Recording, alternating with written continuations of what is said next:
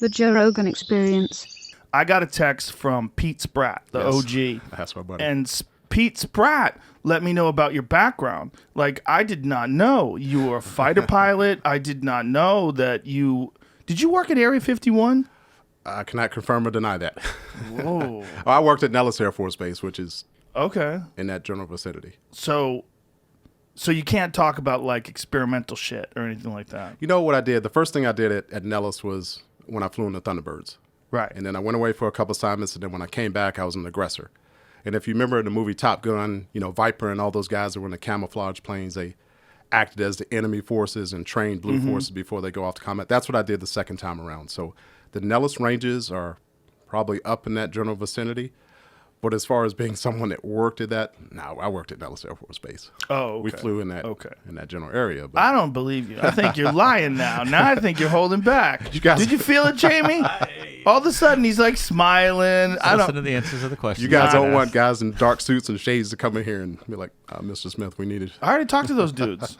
They're good guys. They're just trying to protect us from the aliens. You know, the crazy thing is in that area when people used to think they would see UFOs and stuff like that. You know, there's a book that came out a couple years ago called Red Eagles that explained a lot of that stuff going on and what they thought were UFOs or, you know, transportation planes that were landing at some of the bases and stuff up there. Yeah, a lot of people see wacky shit. Yeah. The first time I ever saw a stealth bomber, I was filming Fear Factor in Palmdale, which is near, was it Edwards? Out right by Edwards, yeah. Yeah, and I saw a stealth bomber flying overhead, and I swear to God, I thought it was Darth Vader. When you see one of those things in real life, you would think, especially if you didn't know that the United States was developing one of those, like when they were first developing them and flying them before they made it public, that thing looks like it's from another world. So it's funny you say that. So when I was on Thunderbirds, we do incentive rides for like media personalities and other people.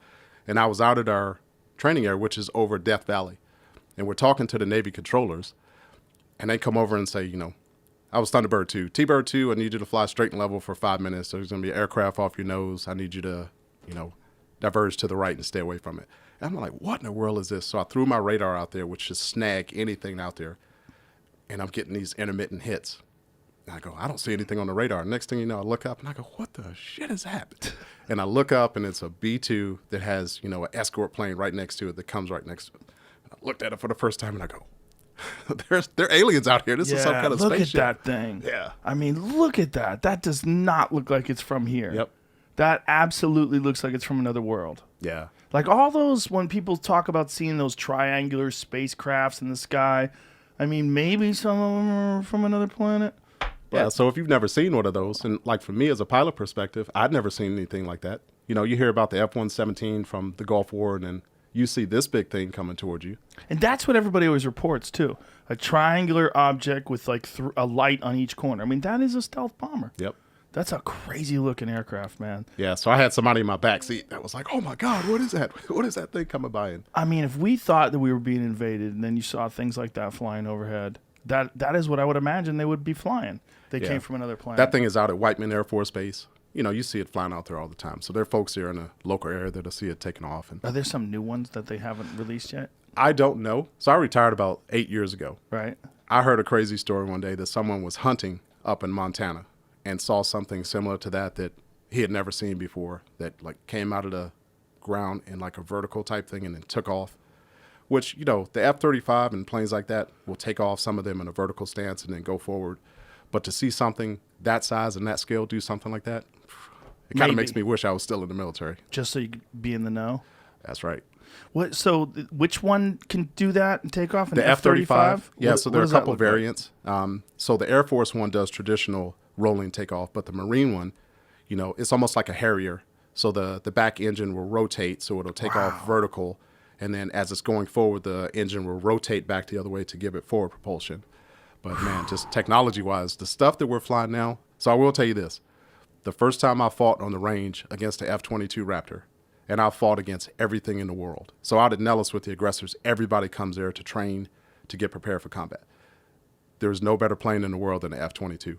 When that thing passed me and some of the stuff that I saw it could do, I go, There's no better plane in the world. So as far as air superiority, F-22 is at the top of the food chain. What is the difference? It's F-22 is primarily air superiority, so like air-to-air dogfighting, long-range, short-range missiles. F-35 is, a command and control platform. It still has weapons on it, can drop bombs, shoot missiles, etc. But the role is a little bit different. So, yeah, that's F-22. You go to an air show and see that thing, you're like, is that a plane or a helicopter with some of the stuff that it does? But fighting against that, as a fighter pilot, your average fighter pilot is the cockiest person that you will ever meet in the world. Just like Top Gun, like the exactly. movie. That's all real. We're better than everybody. That's our philosophy. But you it's very have humbling. to have that philosophy, Yeah. right? I mean, look at that. Look at that. That's insane. Oh, my God. That's insane. It just shoots straight up in the sky. Yep. Oh, my God. I mean, it doesn't even look like a real plane. That is a mean machine right there. So I got friends that fly that plane, and, you see it. It's designed in combat. The United States is still going to be at the top of the food chain as far as the personnel that we have, the men and women that fly these airplanes, and then the equipment that we're flying.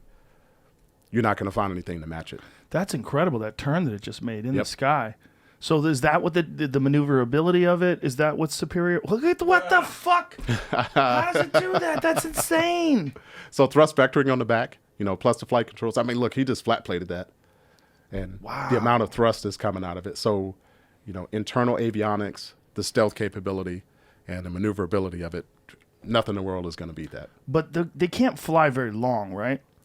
It's a total package. So whenever you go to combat or something, you're going to have tanker support out there. So you're going to meet a air refueler up at 20,000 feet and get gas. And that thing can carry external fuel tanks. But the goal is to be able to plan a mission, to be able to go in, escort, have guys drop your bombs or do whatever, and get back out with tanker support.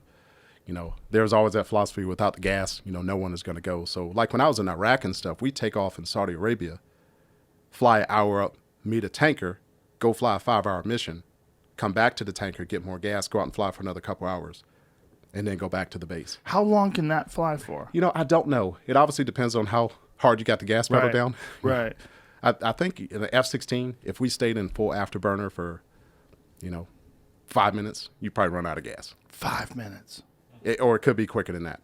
Now, the goal is endurance. You obviously want to be able to stay out there to maintain go the length of your mission. But you look at the length of the mission and fuel capacity, and the goal is obviously to have somebody there as a backup, because you never want to be out there by yourself. You always want to have that support. So you may have guys that are sitting back here in a cap waiting for their turn to come in. You run out of gas up front. Now you swap out, those guys come back in. So total protection. So until they come up with something superior to internal combustion engines, we're always going to be limited by the amount of fuel that they can carry. Exactly. Just because of the weight, right? So as far as endurance, yes. Now capabilities of the plane, most fighter planes have a G capability of 9 Gs, and that's, times the force of gravity. Do you wear a G suit? We did wear a G suit. So in a 4th generation, like an F-15, F-16 is a 4th generation fighter, we wore G suits on the abdomen and down on the legs. And basically what that does, as you pull Gs, you're going against gravity, and blood starts to drain from your brain down into your lower extremities. So the G suit is just a capability to help counter it. It's really a tightening restriction of your muscles, starting with your calves, hamstrings, buttocks, all the way up. And we do the hooking. The hook. You hook, and that's really to hold the oxygen in. And what that does is lock everything down to hopefully hold the blood up in your brain as long as possible. I told you I flew with the Blue Angels once, and when I did that, I got to 7.5 Gs before I couldn't take it anymore. So did you start to gray out, or did it start to tunnel vision? Yeah, it was like an elevator door was closing. Yeah. And, I'm doing that. So it's weird because people think it's, 2 Gs would be 1 greater than 1. 3 Gs is 1 greater than 2. But when you start to get above 5, it's not a +1, it's exponential. Oh. So when you start to get to 7. So 6 is 10. Yeah, that's what it feels like. Yeah. And you can't explain how it feels, but 9 Gs is absolutely, you get back home that night, and from the straining and everything, measles, what it looks like we call them Gsels, where your blood vessels will actually start to pop. Oh, wow. And you get these little specks on from straining so hard that you're popping blood vessels. But the goal is obviously not to fall asleep. We call it fall asleep in an airplane, G loss of consciousness. G-lock is what it's called. If you do that and you're in the air, it may take you 30 seconds to a minute to be able to come back to any kind of capacity. And if that happens, majority dead. of the time it's going to be catastrophic. I made it through that, and then I blacked out on the way back Mm-hmm. because I didn't hook on the way back because I thought I got cocky. I thought we're good, and we made a hard turn, and I think I blacked out at like 5, like 4.5 or 5. It wasn't even that much compared to 7.5. Yeah, if you're not ready at 4, and you know, people are like, oh, I can do G's. You get on a roller coaster, that's like a half a G or 1 G. I And blacked just out, that exponential. and I threw up. It was double embarrassing. Did they make you wear a G suit? No G suit. See, the reason they don't wear a G suit is because in close formation, if you wear a G suit, the G suit is going to fill with air to help with that restriction on your legs. And in the F-18, they have a center control stick, and they rest their arm on their right leg. And if that G suit is moving up and down, it's going to move your control stick. Oh, I see. So the F-16 has a side stick controller where it doesn't touch your leg at all. I mean, it's like you're reclined back in the seat in the side stick controller. So we can wear a G suit so it won't affect precision, moving your arm back and forth. Is there any other technology that they've invented to deal with gravity? Like just the sheer force of the acceleration? So not just a G suit, but you will have induced pressure breathing, so you wear a specific kind of oxygen mask, and that's going to force air into your system. Because the one thing you would hate to do is just hold your breath. It's like a 3-second count. You do that hook, and then it's a 3-second count. Exhale, inhale right quick. And as part of that pressure breathing, when you exhale and open your mouth, it's going to force air back in with that pressure breathing system. So with the two of those together, and then we combine it with, you got to be in shape. You got to lift weights. You got to have some kind of cardio conditioning to be able to last. Because it's one thing to be strong enough to hold that, G position. But then you do a 45-minute, dogfighting mission, your body's going to get tired. So you got to be able to sustain that the entire time. So most fighter pilots are going to lift weights. They're going to do, extreme cardio exercises to be able to sustain. But anything else other than that, it's kind of weird. Back in the day, it would be go drink a Coke and a bag of Doritos and get that sugar rush for that 45-minute flight and be able to sustain through it. Really? But it's more of a health conscious thing now. The total package staying in shape. I guess they're just smarter now about it. Probably a lot. The Blue Angel guy that I flew with was a tank. And that dude was swole. He was like Yoel Romero. He was jacked. That was a philosophy because when I was on the team, I'm 6'1". I probably weighed 230, 235. That's on the large team. for a fighter pilot, right? The cockpit was extremely tight.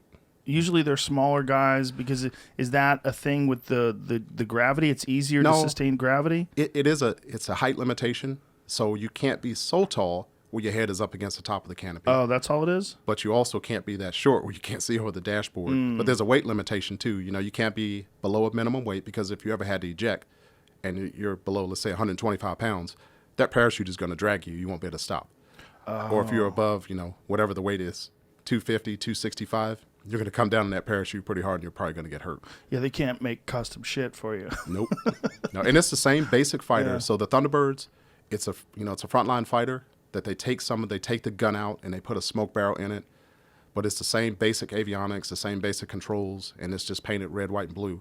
All the professionals that are the maintenance guys for the Thunderbirds, the best in the world, the finest in the world, and I had 4 of the finest when I was on the team, they take them off of active duty lines and bring them Nellis Air Force Base and do all the stuff on the planes. But Catch new episodes of the Joe Rogan Experience for free only on Spotify. Watch back catalog JRE videos on Spotify, including clips. Easily, seamlessly switch between video and audio experience. On Spotify, you can listen to the JRE in the background while using other apps and can download episodes to save on data cost, all for free.